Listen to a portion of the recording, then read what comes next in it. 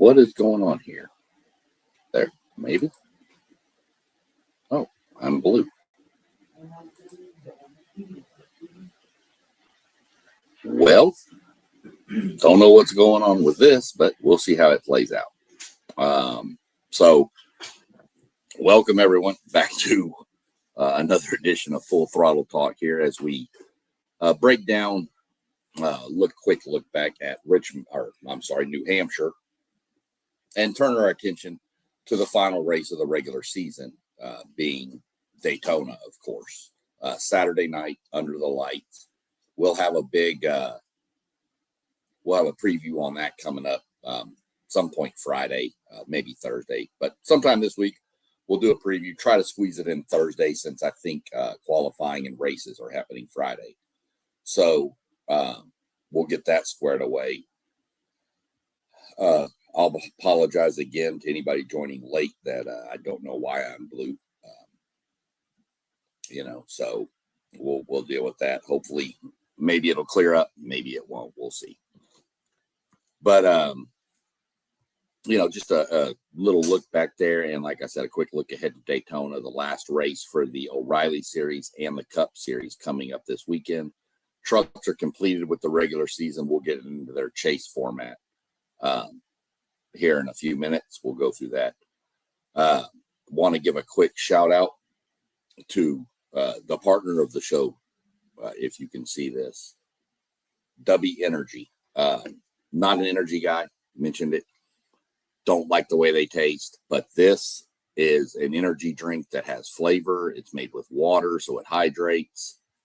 I enjoy it. I drink one a day, just one of these bottles a day. Mix it up. It's a powder. It's a 30-day serving of the powder that you get in a tub. And if you look up at the top, you'll see it scrolling across with W Energy's website and a promo code, which is SEC_Sean10. Anything you order and use that promo code, they'll take 10% off for you. So I enjoy it. It's a good energy drink. It doesn't have crash with it, no sugars. Great flavor. Mine that I'm doing right now is the Calio Cream. It is kind of an orange dreamsicle type, but it's really good and keeps me going throughout the day, keeps me hydrated as well. So quick shout out to W Energy. Again, it's all scrolling at the top if you want the code. Let's jump into some trucks. Lane Riggs,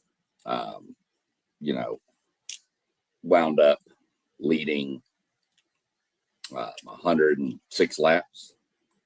Let's see if that helps. Nope, not really. 106 laps led. Closest was Connor Zillage with 55. It was just a Lane Riggs show. He controlled the whole closing portion. He beat Chandler Smith, his teammate, as you can see, came in second by 0.3 of a second. A 1-2 finish for Forever Motorsports. You see the results of the top 10 there.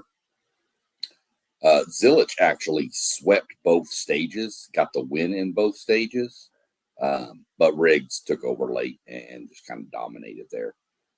The chase impact, which we'll get into, the win here locked Lane Riggs into the top seed, and the final chase position was also decided in this. So we'll get into that when I get over there. Tyler Ankrum actually got the last spot by 7 points over Stuart Friesen. So their field is set. We will move on due to this looking blue. I'm going to kind of move through this a little quicker than I normally would. The cup race was really exciting to me. Had some back and forth. Blaney had a loose tire in the pits. Him and the 21 car were the most dominant cars, to be honest with you, on the day.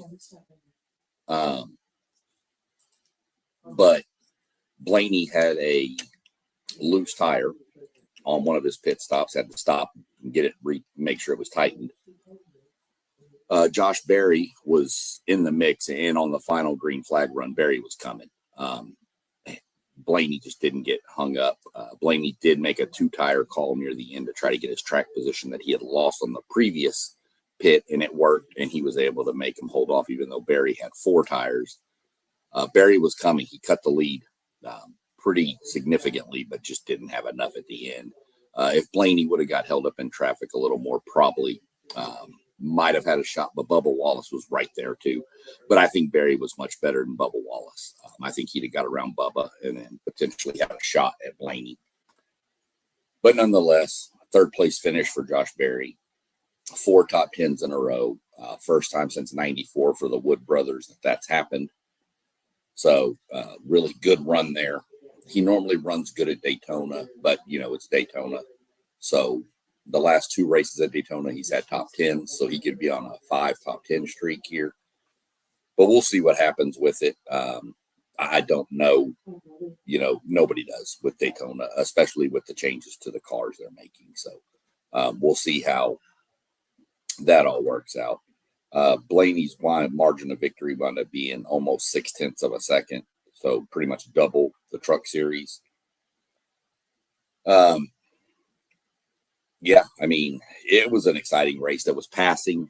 You saw some people, especially Josh Berry, who's not known for moving people. He was putting the bumper to people and trying to get them out of the way. He needed to go. It's been well documented. If you're a NASCAR fan, Berry doesn't have a ride for next year.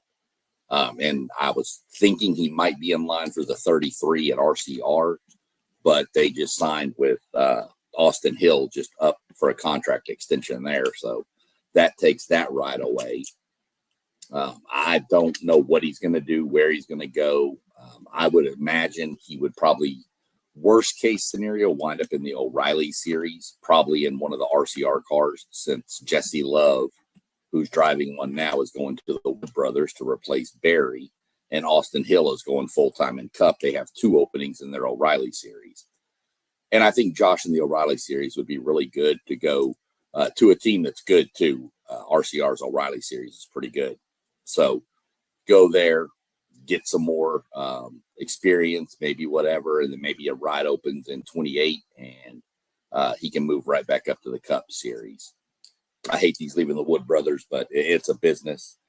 And to be honest, I mean, he's 29th in points, even with 4 straight top 10s. So hasn't been a real good year, but again, not a lot of that is his fault. He has been caught up in some stuff too. Some of it is his own doing.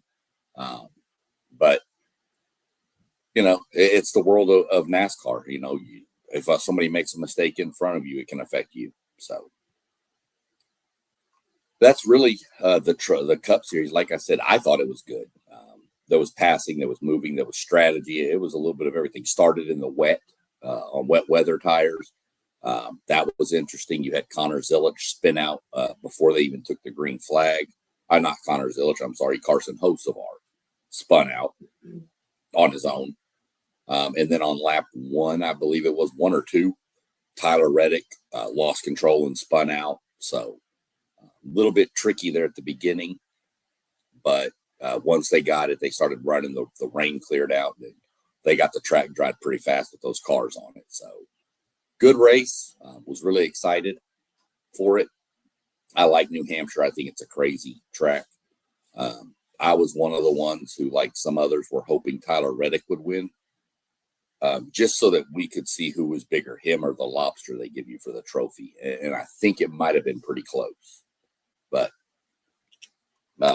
Blaney got him a lobster, another one, 2 in a row for him. So a shout out to Ryan Blaney. He seems to have something figured out at New Hampshire. Josh Berry, again, finished 3rd. He had a 2.5 average finish at that track. So he finished 3rd. So his average finish is now like 3. I think he's got a 2nd, a 3rd, and a 3rd. I think he's got a 2nd and 2 thirds, so 6, 7, 8. So roughly, just under 3. But yeah, I mean, great race weekend, I thought. But before we get too far, let's go look at the standings for the truck. Like I said, their regular season's over. This is your rankings, and I will go through when we do the preview for Daytona.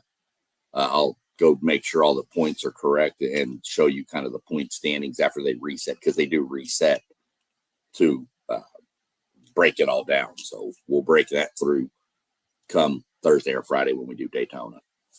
Lane Riggs is your 1 seed. Not really much of a shock there. Caden Honeycutt, still not a shock. Chandler Smith. Those three have pretty much been 1, 2, 3 almost all year, pretty much it seems. So Christian Eckes, Gio Ruggiero, that's a great season from that group to get the 5th seed. Ty Majeski, kind of an up and down year for Ty Majeski, but it's the chase. So let's see, he could flip a switch and come on, but I hate to inform everybody, but it just looks like those front row cars with our trucks with Lane Riggs and Chandler Smith have been dominant this year. Grant Infinger, good to see him in there. Daniel Hemrick, great run from them. Ben Rhodes, crafty veteran, expect him to be in. And then, like I said, Tyler Ankrum took the last spot by 7 points over Stuart Friesen. As you can see, they're off this week. Their next race is September 17th at Bristol on a Thursday. That'll be a Thursday, Friday, Saturday race weekend. That's the Bristol night race for the Cup Series, one of the premier events. I love that race. First race my wife ever went to. She fell in love with it at that point. So the chase is set in the trucks. Let's move on over to O'Reilly, shall we? This is their final race coming up. And you can see you've got Allgaier. He's already clinched the top. Quapple, Sheldon Creed, Jesse Love, Corey Day, Brandon Jones, Austin Hill, Sammy Smith, Parker Ritzlove, and Sam Mayer are the top 10. And then you've got William Sawalich and Brent Cruz. Now, we're going to have to watch this race pretty close. Ryan Sieg is pretty well eliminated. He can't get enough points, but I just did the top 15 because that's what I've been doing recently. But if Brent Cruz and William Sawalich, who are tied for the last place, only 1 point above Taylor Gray. So if Taylor Gray beats them by 2 positions, he passes them based on stage points. I'm just going straight points, no stage points involved in this. And then you've got Raja Karuth down there, only 15 back. So this is going to be super, super exciting to watch how this goes.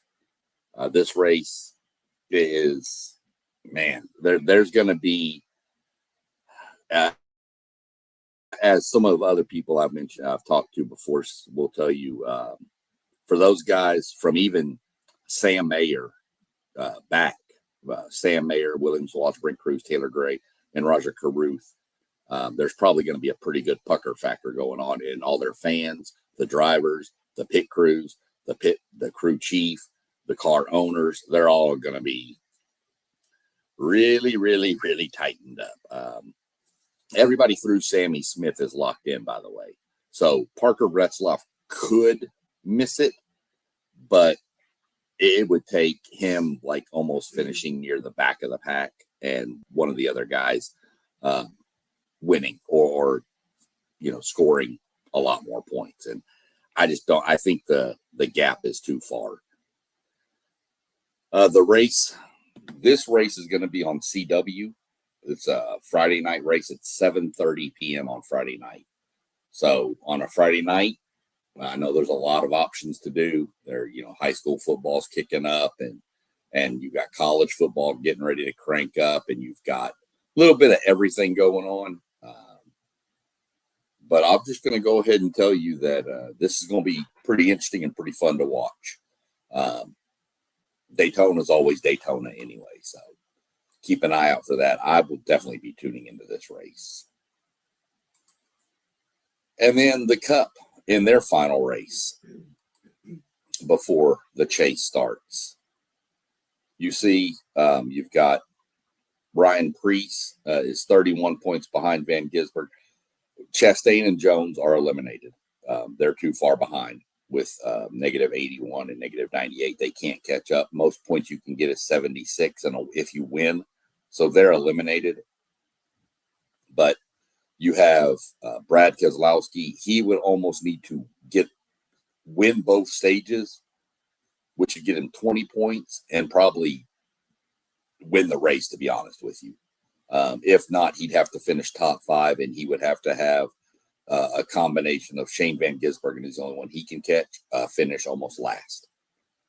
So Keselowski's not eliminated, but kind of eliminated. Bubba Wallace needs to gain 1 point in any of the stages, stage 1 or stage 2. If he gets that 1 bonus point, he will lock in.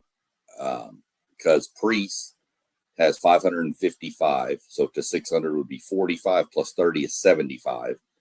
So 76 is the max you can get in a race. So that would be Priest would have to win, and Wallace would have to finish last, and Priest would have to get all the stage, win both stages too. So Bubba is pretty well locked in. Daniel Suarez, William Byron, Carson Hostler, everybody from 1 to 13 is in. 14 is pretty much in. We're just going to go ahead and lock Bubba in. Austin Cindric is safe since the Fords and Penske do normally really well at Daytona, at least in the first 2 stages until something breaks loose and they all wreck. But Cindric, I would almost bet Cindric is a lock in. So we're really going to have to watch Ryan Preece and Van Gisbergen. Ryan cut 19 points off that lead just last week, and I know it's 31. But again, if Ryan Preece can get 19 stage points and Van Gisbergen gets none, then that's down to 12. Now all Preece has to do is finish 12 places ahead of Van Gisbergen. I guess 13, because 12, I think Van Gisbergen would hold the tiebreaker. So Preece would have to get 13 places ahead, which is easily doable at Daytona. The problem is, if you're wondering how good Van Gisbergen is at Daytona, I mean, he's still learning these tracks, these drafting style tracks. So you don't know what you're going to get there. He's looked really good on the ovals this year, but Daytona's a different monster. And if you want to know how good Ryan Preece is at Daytona, do yourself a favor and go Google Ryan Preece Daytona. It's pretty interesting. So a lot to watch there for. It kind of looks like we're set. 31 points is it's not easily, but it is doable at Daytona. But I'm not going to hang my hat that it happens. That's a lot. Now, if Preece goes out there and qualifies way up in front and Van Gisbergen's in the back and Preece wins stage 1 and all of a sudden that's 21, and let's say he wins stage 2 and now it's 11, that third stage is going to get real interesting because there's going to be people, especially those two, doing everything in their power to get where they need to go. And you need to watch too. Somebody could wreck out. But like I said, I still think Bubba Wallace is safe. I'm going to go ahead and lock him in. So we've got some to watch for. It's not quite as close as the O'Reilly series, but we also have a change to the car. So keep that in mind, and we'll break down what all that entails later in the week. But they're changing the car for this race only for now. It may change again for other super speedway like Talladega. But for now, it's just this race only, and we're going to see how it plays out. So lots to watch for. Saturday night under the lights at Daytona is just something else. Any night race is something else in my mind. So keep that in mind when you're looking for something to tune into or watch on a Sunday or a Saturday night. And other than that, due to the blue screen, which people my age will tell you, at least it's not the blue screen of death. Some people will get that, some people won't. But that's where we're going to go with this. Like I said, we're going to cut it a little short due to that screen. Again, shout out to the sponsor, W Energy. Code running at the top, SEC_Sean 10. We'll get you 10% off anything you order. And if you're looking for a better energy drink than what maybe is out there now, with a better flavor, better hydration, no sugars, I'd suggest giving it a shot. It's works good for me. So other than that, I hope everybody has a great evening, and let me know in the comments what was surprising about New Hampshire, who ran well that you didn't think would. Let me know, what are your thoughts going into Daytona with the chase? Do you like the new chase format? Would you rather have the playoff format we had last year? Let me know in the comments, and we'll discuss it either back and forth in the comments, or you jump on the next one we do with the preview and talk about it there too. So everybody have a good evening, and we will talk to y'all later.